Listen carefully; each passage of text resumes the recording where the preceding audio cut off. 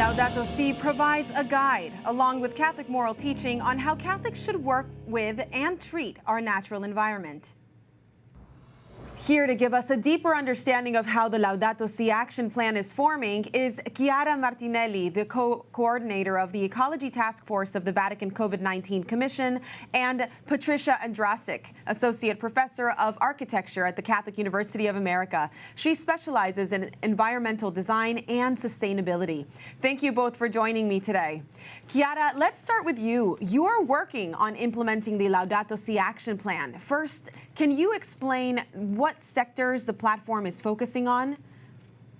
Yes, sure. The sectors is aiming to is organized around the 7 sectors, and those are the following: families, parishes and dioceses, universities and schools, hospitals, healthcare centers, business and farms, organizations and movements, and of course religious communities all around the world. And these parishes and dioceses, is this focus on different sectors so that people take that and implement it themselves, so that they take ownership over this plan? Yes, so the idea to organize the Laudato Si Action Platform in sectors comes with this first aim to put together people that have something in common. So put together parishes like from the US, from Europe, from Africa, from Asia, that can first of all connect and build a community, share challenges, share best practices, so that they can challenge each other to get into this journey. And it's a journey of building a community, what we love to call a synodal dialogue, a synodal approach, where people can help each other, can inspire each other, and identify what are the next steps that they need to undertake in order to move towards a more sustainable way of living, being that for a family, for an individual, for a diocese, or for a business. So really bringing the universal church together. That's beautiful. Patricia, you're already putting Catholic moral teaching and sustainability into action as a professor and as an architect. Can you explain how that works? Sure. What we're doing here at the Catholic University of America, I started a course a couple of years ago called Ethics and Stewardship, because I recognized as a practicing architect, licensed professional in Washington, D.C., and as a professor at the Catholic University, that students were not necessarily getting a substantial ethical, sustainable underpinning in their practice. So in creating Ethics and Stewardship, we invited a moral theologian from our TRS, our Theology and Religious Studies department, to co-teach with myself, an architect, and an engineer, so that truly sustainable thought, as it's dictated by our Catholic faith, is ingrained in our professional practice. And when you talk about this stewardship, are there biblical principles that are associated with that and with what you're teaching? I know that theology is something that you brought in, but this isn't something new, right? No, absolutely not. I mean, as a matter of fact, we can look to Genesis to discuss environment. When we see in Genesis dominion over the earth, that doesn't mean that we take over the earth or we destroy it. It means that we cultivate, we treat it with respect, and we take ownership of it in that way. I think that's misunderstood. Also, many encyclicals, which I've used in my courses to substantiate architectural design and even the built environment. For example, not just Laudato Si, but even Rerum Novarum, when we're talking about the common good, the basis of the common good. This all is entwined with sustainability and moral teaching and moral theology. It seems to be maybe that's one of the reasons that the buildings that we have in our church last so long. Chiara, some of the goals that will guide the Laudato Si Action Plan include adoption of a sustainable lifestyle, ecological education, and ecological spirituality. Can you describe what ecological spirituality is?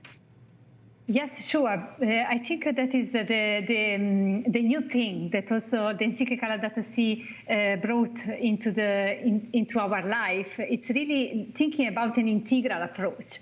So if we want to move towards concretely a more sustainable lifestyle, as Catholics, we are rooted in our values, in our spiritualities. So we see very much like the spiritual dimension also being at the inspiration, being the root and the driver of such a change we want to bring in our life. So it's really, when we speak about ecological spirituality, I think it's really about showcasing those experiences that are already existing from all around the world, about, for instance, celebrating masses in connection with nature, looking at experiences of many communities all around the world that are already celebrating liturgies outside, putting the readings and prayers at the center of the celebrations that are really focusing on rebuilding this harmony between humanity and nature. And I think we saw recently also with the current pandemic how important it is to really give a voice, give a space to reflect, to reconnect with nature, to really take the time to contemplate nature and think about how we can in our life, in our everyday life, really listen to the cry of the earth and the cry of the poor as one cry. Talking about the poor, Patricia, you're working on affordable housing in Washington, D.C. Can you tell us what the connection is between helping with those homes and the poor, helping the poor? Sure. I think that social justice is a big topic in this current global discussions anywhere, and I think that sustainability very closely aligns with social justice.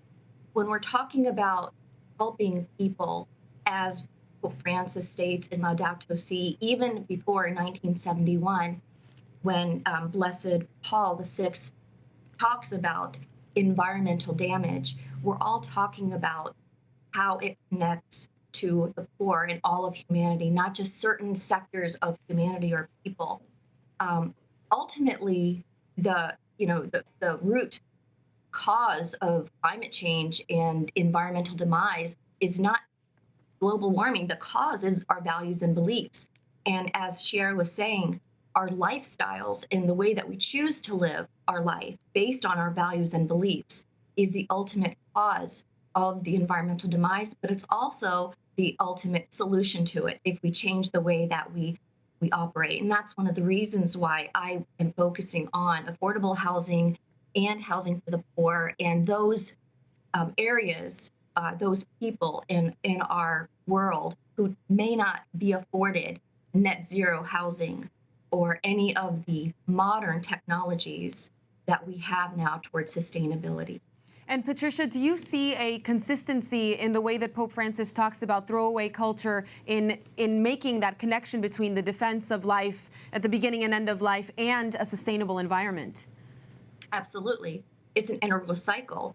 Those values and beliefs don't just end with how am I treating the environment. They absolutely are part of integral ecology, which means valuing life from conception to a natural death as a part of the environmental sustenance. Wonderful. Chiara, last question for you. Is there a political component to Laudato Si? Are there political goals here as well? Absolutely, yes. I was reflecting in the last days. The Laudato Si Action Platform aims, first of all, to build a planetary community of best practices.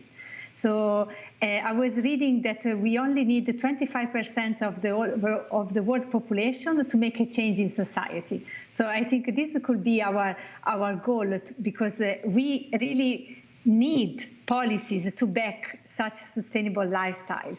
So I think if we create and we connect and we inspire each other, this community can really bring those messages at the political level in order to build such policies in economy, in environmental, in education sector that can back such best practices and actually can bring about the impact we want to bring in the world. Thank you so much, Chiara, and thank you, Patricia, for being with us today. Sure, thank you. Thank you.